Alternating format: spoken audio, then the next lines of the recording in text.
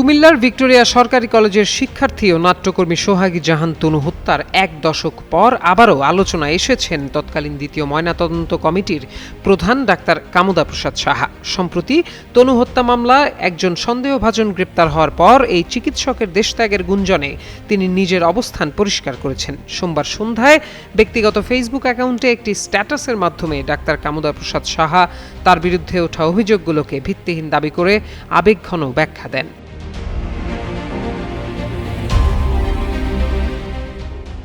Facebook পোস্টে doctor কামুদা লিখেছেন, গত কয়েকদিনে মিডিয়ায় তাকে নিয়ে আলোচনায় বিপর্যস্ত হয়ে পড়েছেন তিনি জানান, 2016 সালে কুমিল্লা মেডিকেল কলেজের ফরেনসিক মেডিসিন বিভাগে কর্মরত থাকাকালে লেস অয়েল অ্যাবজর্ব করে আপনার পরিবারকে রাখে হেলদি ফুড গ্রেড ম্যাটেরিয়ালে তৈরি যমুনা কুকওয়্যার।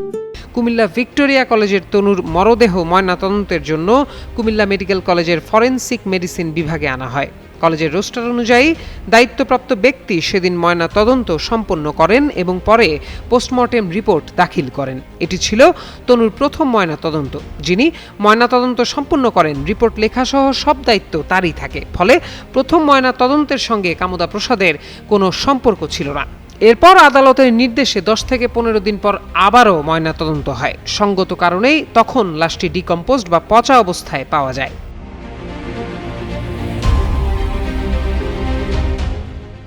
সিআইডির মাধ্যমে তনুর ব্যবহৃত জামাকাপড় সহ বিভিন্ন নমুনার ডিএনএ পরীক্ষা করা হয় এবং তাতে 3 জন পুরুষের শুক্রাণুর ডিএনএ পাওয়া যায়। সেটি দ্বিতীয় ময়নাতদন্ত রিপোর্টে সুনির্দিষ্টভাবে উল্লেখ করা হয়। যেহেতু মরদেহটি পচে গিয়েছিল, ফলে দ্বিতীয় ময়নাতদন্তে মৃত্যুর সুনির্দিষ্ট কারণ উদ্ধার করা যায়নি। তবে রিপোর্টে উল্লেখ করা হয়, তদন্তকারী কর্তৃক সার্কামস্ট্যান্সিয়াল এভিডেন্স বা পারিপার্শ্বিক ঘটনাক্রম বিবেচনায় এই মৃত্যুর কারণ নির্ধারণ করা সম্ভব হতে পারে।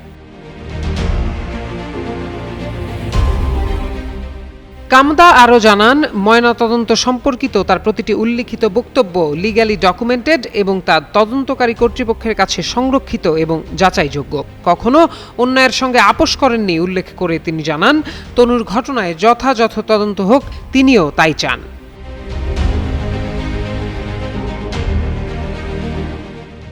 দেশ ছেড়ে পালানোর গুঞ্জন উড়িয়ে দিয়ে পোস্টে কামুদা অভিযোগ করে বলেন, কেউ বা কোনো গোষ্ঠী কারো ব্যক্তিগত স্বার্থে তাকে অপদস্থ করার চেষ্টা করছে। তার বিরুদ্ধে অপপ্রচারের প্রভাবের বিষয়টিও জানান কামুদা। লেখেন, জীবননাশের শঙ্কায় আছেন তিনি, পাচ্ছেন নানা ধরনের হুমকি।